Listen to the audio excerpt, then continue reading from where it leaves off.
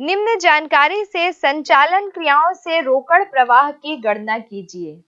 Calculate cash flow from operating activities from the following information. Particulars: stock inventories for the year ended 31st March 2018, 97,500, and for the year ended 31st March 2017, 1,12,500. व्यापारिक प्राप्तियां trade receivables for 31st March 2018, 55,000, and for 31st March 2017, 37,500. पूर्व दत्त व्यय prepaid expenses for 31st March 2018, 2005, and 31st March 2017, 1,000. व्यापारिक देयताएं trade payables 31st March 2018, 20,000, and 31st March 2017, 15,000. Goodwill 2018, 7,500, and 2017, 10,000. Provision for tax 5,500 for 2018, and for 2017, 7,500. अन्य सूचनाएं other information. First, 31st March 2018 को कर के बाद शुद्ध लाभ 77,500 था. The net profit for the year ending 31st March 2018 was 77,500 after tax. B. वर्ष में लगाया गया हास 34,000. Depreciation charged during the year rupees 34,000. C. बीमा कंपनी से क्षतिपूर्ति के प्राप्त हुए 20,000. Claim received from insurance company for damage rupees 20,000. इस प्रश्न में हमको cash flow from operating activities तैयार करना है, जिसके लिए हमको सबसे पहले चाहिए net profit before tax and extraordinary item, और इसकी कैलकुलेशन स्पष्ट रूप से नहीं की गई है. हमको इसके लिए एक वर्किंग नोट तैयार करना पड़ेगा, जिसमें हम सबसे पहले लिखेंगे net profit after provision and tax and depreciation, जो कि क्वेश्चन में हमको दे दिया गया है निकाल के एडजस्टमेंट के अंतर्गत, अन्य सूचनाओं के अंतर्गत 77,500. इसमें हम फॉर्मेट के अकॉर्डिंग देख रहे हैं कि प्रोविजन फॉर टैक्स को हम इसमें ऐड कर देंगे 5,500, तो ये हो जाएगा 83,000, और इसमें हम माइनस कर देंगे क्लेम रिसीव जो हमको हुआ है, या फिर हम इसमें रिफंड को माइनस करते हैं, टैक्स डिडक्शन को माइनस करते हैं, लेकिन यहाँ पर क्लेम हमको जो रिसीव हुआ है, claim receive from insurance company credited to statement of profit and loss दिया गया है 20,000, उसको हम यहाँ पर माइनस कर देंगे. तो ये हमारा net profit before tax and extraordinary item हो जाएगा 53,000. अब ये हमको मिल गया. इसके बेस पे हम cash flow from operating activities तैयार कर लेंगे. तो सबसे पहले हम इसमें लिखेंगे net profit before tax and extraordinary item 53,000. इसमें हम एडजस्टमेंट करेंगे. टू टाइप्स ऑफ एडजस्टमेंट होते हैं इसके, हमने देखे adjustment for non cash and non operating item, और दूसरा adjustment for changes working capital item. तो यहाँ पूरे क्वेश्चन में हम देख रहे हैं कि नॉन ऑपरेटिंग आइटम में एक तो हमको डेप्रिसिएशन दिख रहा है और गुडविल दिख रहा है. जनरली सारे क्वेश्चन में हमको ये पॉइंट जरूर मिल रहे हैं, डेप्रिसिएशन और गुडविल. तो डेप्रिसिएशन आ जाएगा यहाँ पर हमारा, क्योंकि डेप्रिसिएशन हम यहाँ देख रहे हैं कि कैलकुलेट करके दे दिया गया है वर्ष का, तो हमको कहीं पे तुलनात्मक इसका कंपैरिजन इसका नहीं करना है. डायरेक्ट हमको 34,000 को इसमें ऐड कर देना है. और गुडविल हमको दिखाई दे रही है जो कि 2017 में 10,000 की थी, लेकिन 2018 में डिक्रीज होकर 7,500 की हो गई. तो 2,500 यहाँ पर गुडविल जो है एसेट्स है उसमें डिक्रीज हो रहा है, तो इसका हम ऐड में इसको लिख देंगे गुडविल अमोर्टाइज्ड 2,500. ये हमारा हो जाएगा operating profit before working capital changes, balance जो आएगा 89,500. अब हम इसमें एडजस्ट करेंगे adjustment for changes in working capital item. Working capital के आइटम जो रिसीवेबल्स है, पेबल है, इन्वेंट्रीज है, इनसे जो रिलेटेड होते हैं वो सारे इसके अंदर आ जाते हैं. तो यहाँ पर हम देख रहे हैं कि कौन कौन सी इन्वेंट्रीज या पेबल या रिसीवेबल्स इंक्रीज या डिक्रीज हो रहे हैं. तो एक तो हमको दिखाई दे रहा है यहाँ पर इन्वेंट्री. सबसे पहला पॉइंट, इन्वेंट्री क्या हो रहा है, 2017 में 1,12,500 था, और 2018 में 97,500 हो गया, मतलब डिक्रीज हो गई। इन्वेंट्री थी, एसेट्स थी हमारी, डिक्रीज हो गई। यानी इन्वेंट्री थी हमारे पास, स्टॉक था हमारे पास, डिक्रीज हो गया। अब ये ऐड का पॉइंट है, ऐड में चला जाएगा। तो यहाँ हम देख रहे हैं फर्स्ट पॉइंट कि इन्वेंट्रीज जो थी वो डिक्रीज हो गई, एसेट्स था अब वो डिक्रीज हो गया, ऐड में चले जाएगा। तो डिक्रीज कितना हो रहा है, 15,000 का, यानी बैलेंस हम दोनों का माइनस करके निकालेंगे तो 15,000 का। ये हमारा एक ऐड का पॉइंट हो गया। उसके बाद हम देख रहे हैं सेकेंड पॉइंट, ट्रेड रिसीवेबल। तो ट्रेड रिसीवेबल एसेट्स है हमारे लिए, और यहाँ पर क्या कंडीशन बन रही है कि ये इंक्रीज हो जा रहा है, तो ये माइनस का पॉइंट हो गया, माइनस में चले जाएगा। ट्रेड रिसीवेबल इंक्रीज, और 37,500 का था, अब ये हो गया 55,000 का। तो कितना इंक्रीज हो गया, 17,500। इसको हम लेस में डाल देंगे, इंक्रीज इन ट्रेड रिसीवेबल में 17,500। नेक्स्ट पॉइंट हम देख रहे हैं प्रीपेड एक्सपेंसेस का। तो प्रीपेड एक्सपेंसेस भी हमको इंक्रीज होते दिखाई दे रहे हैं। 2017 में 1000 के थे और 2018 में 2500 के हो गए, यानी यहाँ पे भी हमको 1500 का इंक्रीमेंट दिखाई दे रहा है। और अगर एसेट्स हैं इंक्रीज होंगे तो फिर लेस में आएंगे, तो हम लेस के पॉइंट में इसको लिख लेंगे, इंक्रीज इन प्रीपेड एक्सपेंसेस 1500 का। फिर इंक्रीज इन फिर नेक्स्ट पॉइंट यहाँ पर हमको ट्रेड पेबल्स के दिख रहे हैं। तो ट्रेड पेबल 2017 में 15,000 था, अब हो गया वो 2018 में 20,000, यानी 5,000 से इंक्रीज हुआ। दूसरी बात पेबल है, लाइबिलिटी है। लाइबिलिटी अगर इंक्रीज हो जाती है तो हमने फॉर्मेट में देखा कि ऐड में चली जाती है, तो यहाँ पर हम ऐड में लिखेंगे इंक्रीज इन ट्रेड पेबल और 5,000 से इसकी एंट्री कर लेंगे। ये जो बैलेंस आ जाता है हमारा, ये कहलाता है cash from operation before tax and extraordinary item, और ये हो जाएगा 90,500। इसमें हम लेस कर देते हैं टैक्स पेड, जैसे कि हमने देखा था टैक्स पेड है हमारा 7,500। तो ये जो बैलेंस बचेगा ये कहलाएगा cash from operations before extraordinary item 83,000। और उसके बाद इसमें हम ऐड कर देंगे अगर कोई रिफंड है तो, लेकिन अगर रिफंड नहीं है तो हम क्लेम जो है वो इसमें से माइनस कर वो हम इसमें ऐड कर देंगे। तो यहाँ हमको दिखाई दे रहा है claim receive from the insurance company credited to statement of profit and loss 20,000। तो ये हम इसमें ऐड कर दे तो हमारा जो net cash generated from operating activities आ जाएगा वो हो जाएगा 1,03,000। निम्नलिखित जानकारी से संचालन क्रियाओं से रोकड़ प्रवाह की गणना कीजिए। Calculate cash flow from operating activities from the following details. Cash flow from operation activities particular लाभ हानि विवरण पत्र के अनुसार शेष या आधिक्य, surplus balance in statement of profit and loss for year 31st March 2018 rupees 1,50,000 and for year ended 31st March 2017 rupees 1 lakh.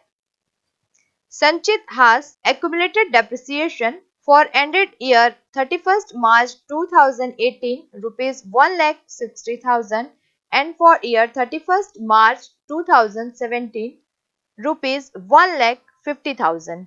ख्याति goodwill for year 31st March 2018 rupees 60,000 and for year 31st March 2017 80,000. पूर्व दत्त व्यय prepaid insurance for year 31st March 2018 rupees 21,000 and for year 31st March 2017 rupees 22,000. प्राप्य bills receivable for year 31st March 2018 rupees 90,000 and for year 31st March 2017 rupees 70,000. अदत्त वेतन outstanding salaries for year 31st March 2018 rupees 20,000 and for year 31st March 2017 8,000.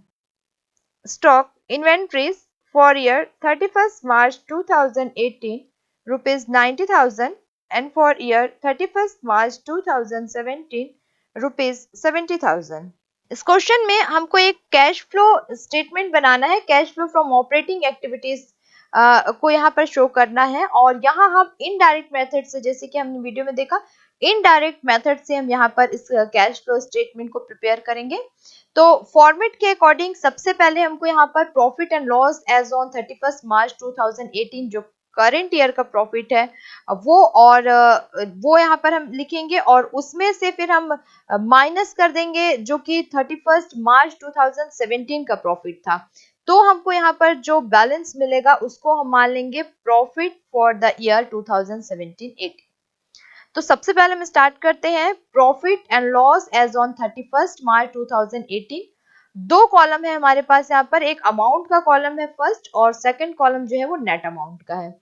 तो amount के column में हम लिखेंगे 31 March 2018 1,50,000, और इसमें हम लेस कर देंगे profit and loss as on 31 March 2017 1 lakh, और बैलेंस जो हमको मिलता है यहाँ पर 50,000 का, उसको हम नेट अमाउंट कॉलम में लिखेंगे profit for the year 2017-18 50,000।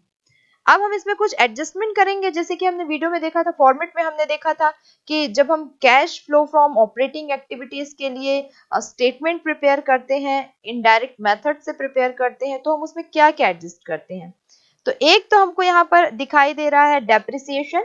Depreciation को हम यहाँ पे देख रहे हैं कि ये 2017 में जो 80,000 का था, ये 2018 में 60,000 हो गया। यानी कि ये जो डेप्रिसिएशन का लॉस था ये यहाँ पर डिक्रीज हो रहा है, कम हो रहा है। और ऐसी कंडीशन में हम इसको यहाँ पर ऐड वाले पॉइंट पे हम इसको लेते हैं, तो ऐड करेंगे। यहाँ पर हम लिखेंगे सबसे पहले डेप्रिसिएशन में जो इंक्रीमेंट हो रहा है 20,000 वो, और फिर हमको यहाँ पे दिखाई दे रहा है एक गुडविल का पॉइंट। तो डेप्रिसिएशन हमको यहाँ पर दिखाई दे रहा है 2017 में 1,50,000 का, और 2018 में 1,60,000 का।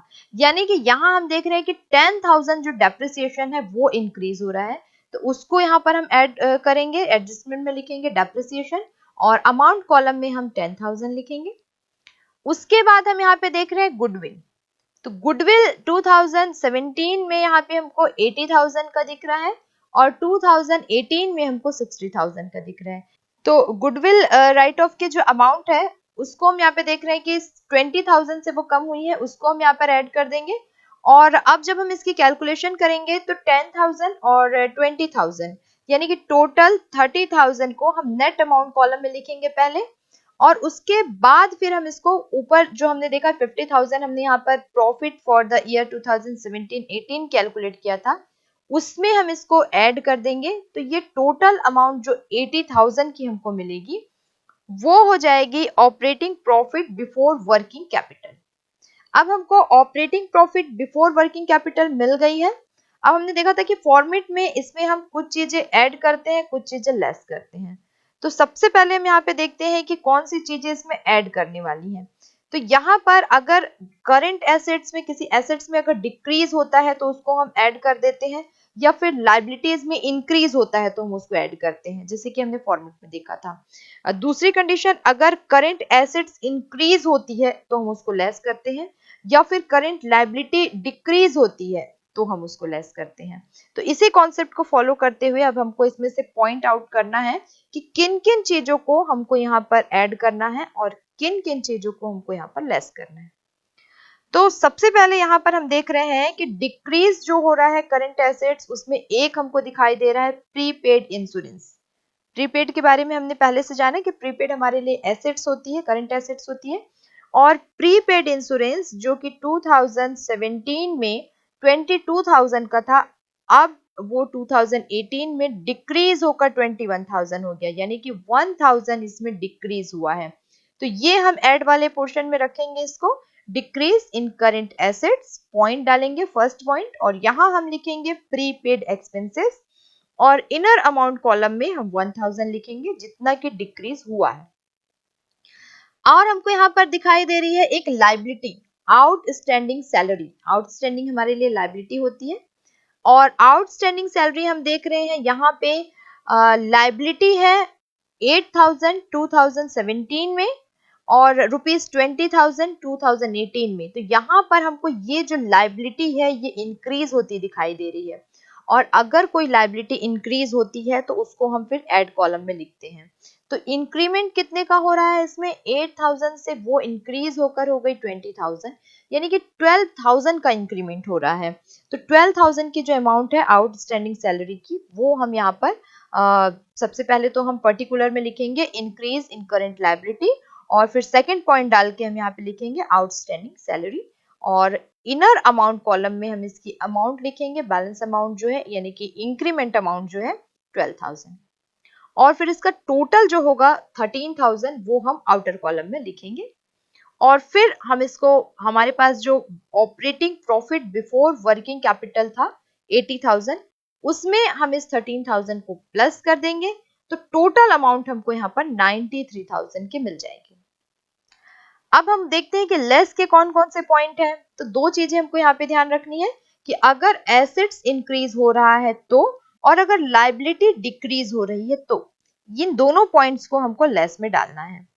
तो यहाँ पे हमको दिखाई दे रहा है कि बिल्स रिसीवेबल जो एक प्रकार का एसेट्स है, करेंट एसेट्स है, ये 2017 में 70,000 का था और 2018 में ये 90,000 का हो गया, यानी कि ये जो करंट एसेट्स है ये इंक्रीज हो रही है 20,000 से। तो इसको हम लेस कॉलम में लिखेंगे, increase in current assets, first point डालेंगे, बिल्स रिसीवेबल लिखेंगे, और जो डिफरेंस की अमाउंट है यानी कि इंक्रीमेंट की जो अमाउंट है 20,000, उसको यहाँ पर हम इनर अमाउंट कॉलम में लिखेंगे। उसके बाद यहाँ पर हम देख रहे हैं स्टॉक। तो स्टॉक यहाँ हम देख रहे हैं कि 70,000 था 2017 में, और 2018 में वो 90,000 का हो गया, यानी कि 20,000 का स्टॉक जो है वो इंक्रीज हो रहा है। और स्टॉक जो है वो हमारे लिए करंट एसेट्स है, और करंट एसेट्स की अमाउंट अगर इंक्रीज होती है तो फिर उसको हम लेस कॉलम में लिखते हैं। तो 20,000 से हम इसको लेस में लिखेंगे। टोटल हम यहाँ पे देख रहे हैं कि 40,000 आ रहा है, और आउटर कॉलम में हम इस 40,000 को लिखेंगे। और उसके बाद हमने यहाँ पर जो 93,000 प्राप्त किया था उसमें हम इस 40,000 को माइनस कर देंगे, तो हमको जो अमाउंट मिलेगी 53,000 की, वो हमारी हो जाएगी net cash from operating activities. निम्न जानकारी से चालू हो निम्न जानकारी से संचालन क्रियाओं से रोकड़ प्रवाह की गणना कीजिए। लाभ हानि विवरण के अनुसार शेष या आधिक्य surplus balance in statement of profit and loss for the year ended 31st March 2015 rupees 80,000 and for the year ended 31st March 2014 rupees 1 lakh। व्यापारिक प्राप्तियां trade receivables for the year ended 31st March 2015 rupees 2,50,000 and for the year ended 31st March 2014 rupees 2,40,000. Goodwill for the year ended 31st March 2015 rupees 15,000 and for the year ended 31st March 2015 and for the year ended 31st March 2014 rupees 20,000. Adat व्यय outstanding expenses for the year ended 31st March 2015 rupees 8,000 and for the year ended 31st March 2000 and for the year ended 31st March 2014 nil.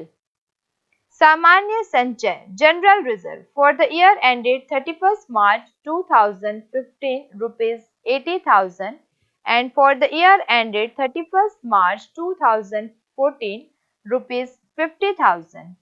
Plant पर हास के लिए आयोजन provision for depreciation on plant for the year ended 31st March 2015 rupees 1 lakh and for the year ended 31st March 2014 rupees 82,000. Provision पूर्व दत्त व्यय prepaid expenses for the year ended 31st March 2015 nil and for the year ended 31st March 2014 rupees 6,000. Trade payable for the year ended 31st March 2015 rupees 84,000 and for the year ended 31st March 2014 ₹60,000। अतिरिक्त सूचनाएं, additional information. First, व्यापार के दौरान plant जिसका लागत मूल्य 60,000 रुपए तथा पुस्त मूल्य 36,000 रुपए था, 40,000 रुपए में बेच दिया गया। दूसरा, वर्ष के दौरान आयकर चुकाया 30,000। तीसरा, वर्ष के दौरान लाभांश का भुगतान किया 18,000। Additional information. First, plant costing ₹60,000 having book value of 36,000 was sold for ₹40,000 during the year. Second, income tax paid during the year 30,000. Third, dividend paid during the year was 18,000. Cash flow from operating।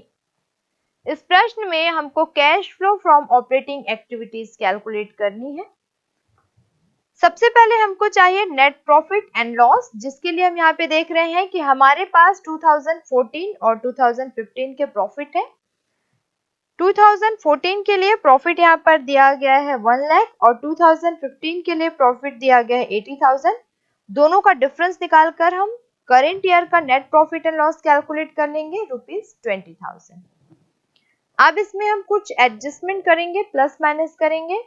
तो एक तो यहाँ पर हम देख रहे हैं कि जनरल रिजर्व से रिलेटेड जो पॉइंट है उसके अंतर्गत जो जनरल रिजर्व 50,000 का था अब वो हो गया 80,000 का। मतलब एक तो हमको यहाँ पर ये रिजर्व दिख रहा है 30,000, उसको हम एड में ट्रांसफर कर लेंगे। फिर हमको जो लॉस टाइप आइटम हमको यहाँ पर एड में और जो प्रॉफिट टाइप आइटम है उसको हमको लेस में ट्रांसफर करना है। तो यहाँ हम देख रहे हैं कि डिविडेंड पेड दिया गया है और डिविडेंड यहाँ पर हम देख रहे हैं कि 18,000 जो है वो भुगतान किया गया है वर्ष के दौरान, उसकी अमाउंट हम यहाँ पर ले लेंगे। तो ये हमको मिल जाता है यहाँ पर 20,000 प्लस 48,000।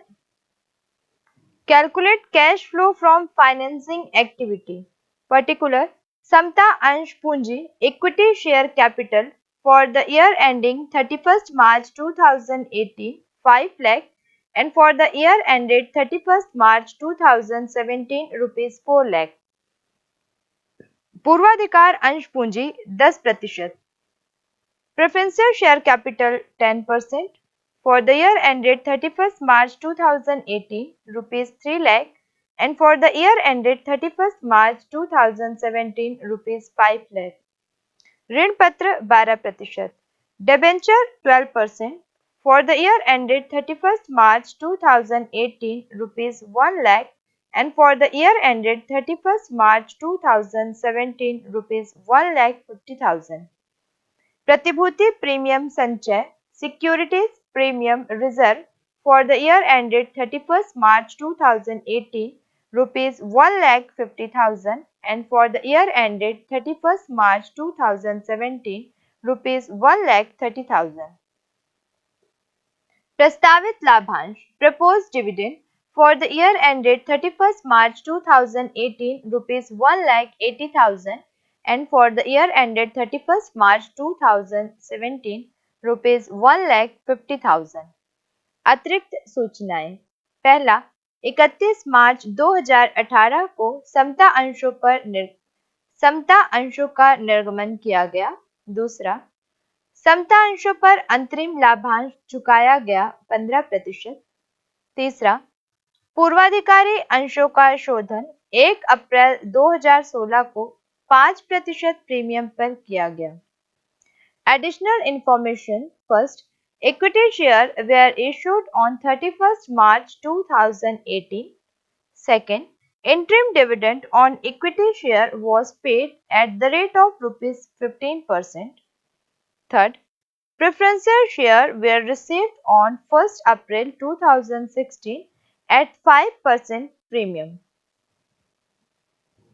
इस क्वेश्चन में हमको cash flow from financing activities बनानी है। हमने फॉर्मेट में देखा कि किस तरह से जब हम फाइनेंसिंग एक्टिविटीज के लिए कैश फ्लो तैयार करते हैं तो हम उसमें जो भी फाइनेंसिंग रिलेटेड एक्टिविटीज रहती है और जो कैश यूज रिलेटेड एक्टिविटीज रहती है उनको यहाँ पर हम शो करते हैं और फिर उनके बेस पे अलग अलग हम cash flow from financing activities और फिर cash used in financing activities को अलग अलग फाइंड आउट कर लेते हैं।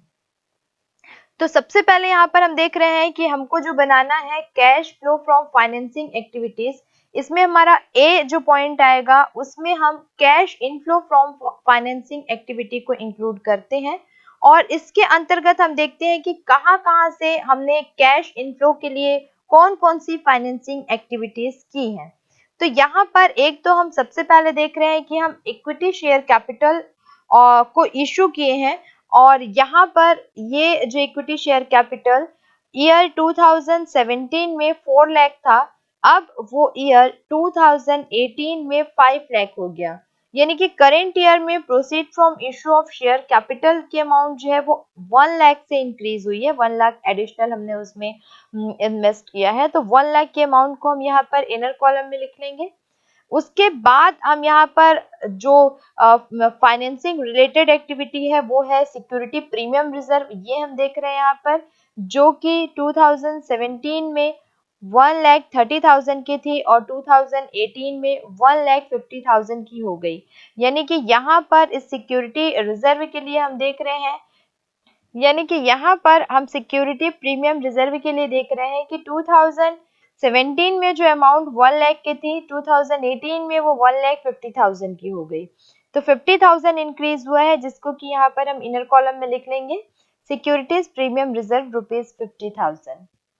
नेक्स्ट पॉइंट हम देख रहे हैं, यहाँ पर प्रपोज डिविडेंड दिया गया है और ये भी कैश इनफ्लो ही दिखा रहा है फाइनेंसिंग एक्टिविटीज के लिए। तो ये 1,50,000 का था और फिर ये इंक्रीज होकर 1,80,000 का हो गया। 17 से 18 में इसमें 30,000 का इंक्रीमेंट दिख रहा है, उसकी एंट्री हम यहाँ पर कर लेंगे 30,000 की। और ये जो टोटल आ रहा है इसका 1 लाख प्लस 50,000 और प्लस 30,000, ये 1,80,000 को हम फाइनल कैश अमाउंट कॉलम में ट्रांसफर कर देंगे। अब हम यहाँ पे देखेंगे कि cash use in financing activities में क्या क्या आएगा। तो एक तो हमको यहाँ पर जो एडजस्टमेंट दिया गया है वहां पर दिया गया है कि इंटरिम डिविडेंड जो है वो on equity share was paid at 15% दिया गया है। और ये जो हम यहाँ पर देख रहे हैं interim dividend on equity share paid, तो इसमें क्योंकि हम एडजस्टमेंट में देख रहे हैं कि समता अंशों पर अंतरिम लाभांश चुकाया गया 15%। 17 में ये समता अंश जो थे 4 लाख के थे और इस पे अगर 15% इंटरिम डिविडेंड पे कर देते हैं तो ये 60,000 का इंटरिम डिविडेंड यहाँ पर हम कैलकुलेट कर पाते हैं। तो यहाँ पर हम इसको कैश यूज, क्योंकि इंटरिम डिविडेंड अलग से ये दिया गया है, तो कैश यूज में हम इसको शामिल कर लेंगे। Interim dividend on equity share paid 60,000 से हम इसकी एंट्री करेंगे। और उसके बाद हम एक यहाँ पे देख रहे हैं कि रिडम्पशन जो दिया गया है वो 5% प्रीमियम पर दिया गया है, तो उसकी एंट्री हम यहाँ पर कर लेते हैं। तो यहाँ पर हम जो इक्विटी शेयर कैपिटल, तो यहाँ पर हम जो प्रेफरेंशियल शेयर कैपिटल दिया गया है 5 लाख का, उस पर डिफरेंस से हम तो देख रहे हैं कि करंट ईयर में कितने का इशू हुआ है। तो पहले दोनों का जो डिफरेंस है वो तो ऑलरेडी 2 लाख का यहाँ पर डिफरेंस आ रहा है, कम हो गया है इसमें। और उसके बाद फिर इसमें रिडम्पशन भी है, तो रिडम्पशन में हम देख रहे हैं कि 5 लाख का अगर हम 5% रिडम्पशन यहाँ पर कैलकुलेट, प्रीमियम यहाँ पर हम कैलकुलेट कर लेते हैं, प्रीमियम ऑन रिडम्पशन, तो ये 25,000 और उसमें इंक्लूड हो जाता है। यानी कि ओवरऑल हम 2,25,000 सिक्योरिटी प्रीमियम यहाँ पर कैलकुलेट कर रहे हैं और ये टोटल अमाउंट हो जाएगी 60,000 और 2,25,000, यानी 2,85,000। और अब अगर हम दोनों का डिफरेंस निकाल लें ए और बी का, तो यहाँ पर हमको net cash flow from financing activity मिल जाएगा। तो यहाँ पर हम cash inflow from financing activity देख रहे हैं 1,80,000 और cash use in financing activities देख रहे हैं 2,85,000। डिफरेंस इनका 1,05,000 आ जाता है, जो कि हमारा हो जाएगा net cash flow from financing activities.